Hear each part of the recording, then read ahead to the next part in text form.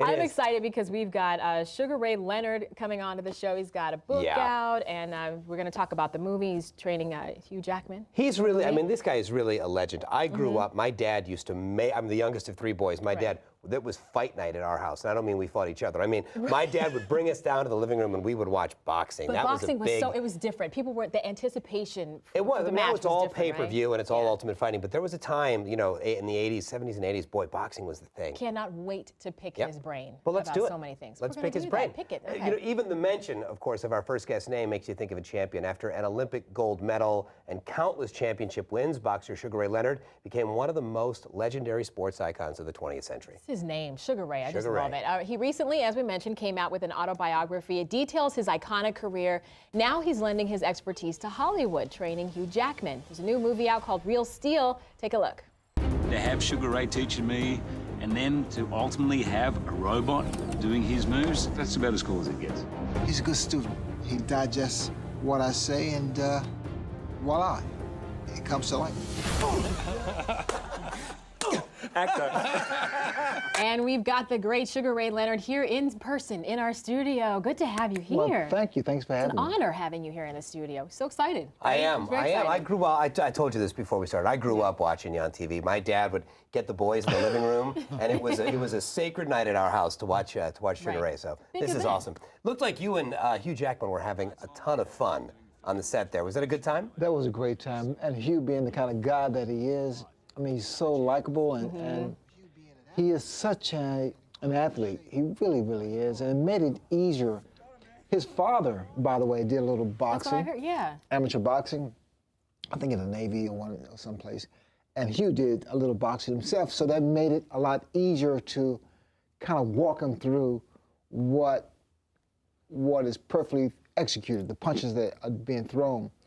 And I really focus on his facial expressions, because I say it's not really just a punch, but it's the look of when you throw the punch, the look of when you feel the punch.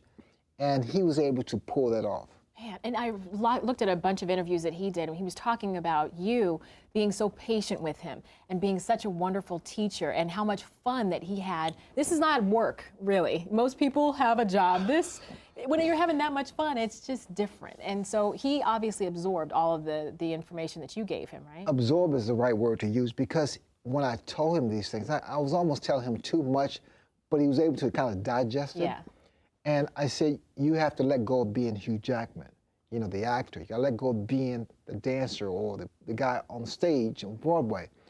You have to be that ex-fighter. You have to be that trainer. And it's so special, because a trainer and a fighter's relationship is so intimate that at times the trainer doesn't have to talk. He can just look and make that contact. Yeah, yeah, wow. And he pulled that off, which is a great actor. As a fighter, you've been in the ring with all of the greats, all of the biggest names. Do you still keep in contact with anyone, or well, how's that relationship? Well, you got to have a certain level of animosity with those guys when you're fighting them. But after your career, do you guys stay in touch? But that's not necessarily true with me. I didn't have to create some type of aggression or whatever. If I could sit here and talk to you, have a cup of coffee, and then kick your butt tomorrow. I don't doubt that for a minute. I don't doubt that for Turn it on, right?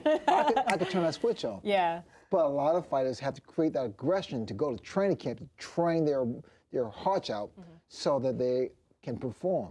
Tommy Hearns is a good guy. And he calls me periodically on my cell phone, and he says, Ray. I say, hey, Tommy, how you doing? Yeah, man, how much do you weigh? Yeah. Still going back to that, going right? back to that Ray. Hagler doesn't, he's not as, he's a nice guy, super nice guy, and one of the best middleweight champions of all time.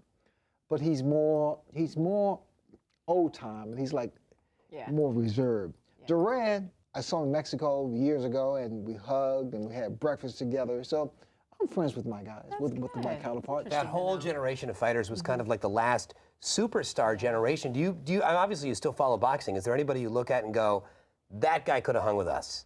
Yeah, I look at Floyd Mayweather, without question. I look at Manny Pacquiao. But the problem I'm having with boxing is that there's too many self-governing bodies, meaning there's WBA, which was Tommy Hearns, WBC, which was me, and we fought, and I unified, I beat them. Now there's WBA, WBC, IBU, you be me. I mean, all the We be you. it's just too many, much. and I think it dilutes what a champion Yeah. represents. Well, let's talk about your book that you have, this autobiography, The Big Fight. It's absolutely amazing because I don't think that people had any clue not only what you went through before you became a professional boxer, but then after also. You've got pictures in here, you talk about your marriage, and being able to fight in the ring but not be able to stand up to some of the people that were doing you wrong in life. Was it difficult for you to put this in a book? That book was such a process. It was very cathartic and therapeutic for me. There were times, naturally, I wanted to be a publicist because I said, I got to protect myself, because to put on paper what your character defects are, your good times, bad times, dark times, infidelities, and what have you, that's a lot. And especially for a public person. But for me, there was always that constant pain in my heart because the people that I hurt, my first wife, not being the best dad for my sons, not being the best friend to my friends. I mean, my life, as great as it was also bad too, because, you know, all of a sudden I was nothing, then I became all this. Yeah. Right. And if you don't keep it in perspective, you kind of lose sight of what's real and what's not. And with so much going on, it's hard in your moment, you know? The honesty in the book, I think, ends up earning you more fans because somebody that's willing to take such responsibility for their shortcomings and the courage with which you describe those things, I think rather than making you look bad, it actually ends up making you look good. Well, the most difficult thing naturally was the sexual abuse from two people I really truly trusted and two people I relied upon to help me get ahead. One was an Olympic coach. And then some months later, a guy who gave me cash, because I needed cash to take care of myself, he too broke that trust. And I was 14, 15. And, you know, I look back on it and it bothered me for years, over 30-some years, until one day I happened to see Todd Bridges on Oprah. And he enabled me to let go of it. And when I did, I was scared as all outdoors. But the more I talked about it, the lighter I felt, the better I felt about this thing. This weight that was on that you, weight right? Yeah. on my shoulders. Well, just like Todd Bridges helped you to open up, you are helping a lot of other people to open up by what you put in this book here. Yeah, the It's willingness to inspiring start people. that conversation and let other people know that it's okay to talk about, I think is commendable. Right. Well, I know it's healing. I know it's an incredible process because, I mean, normally I talk about it, I get emotional. I just get emotional. But now, every day I get stronger.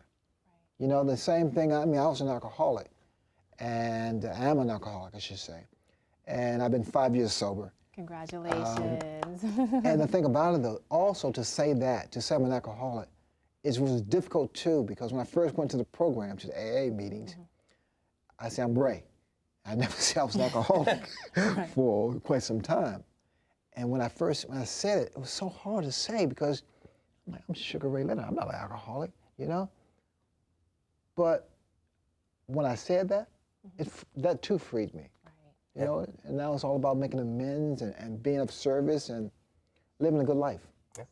And teaching Hugh Jackman how to throw Exactly. that good body shot. Yeah? Look what happened. After all this stuff, this bad stuff. All I have to say good is stuff. a movie out of the book. That's next, Yeah, right? that's the next movie There's right a there. movie, The yeah. Big Fight. I'm so glad you're here. Thank you very much. Thank you so much. Thanks for being with us. Congratulations. You know what? We can check out Real Steel, right? This fall, it's Right. in theaters. And of course, check out his book, The Big Fight. It is in stores right now.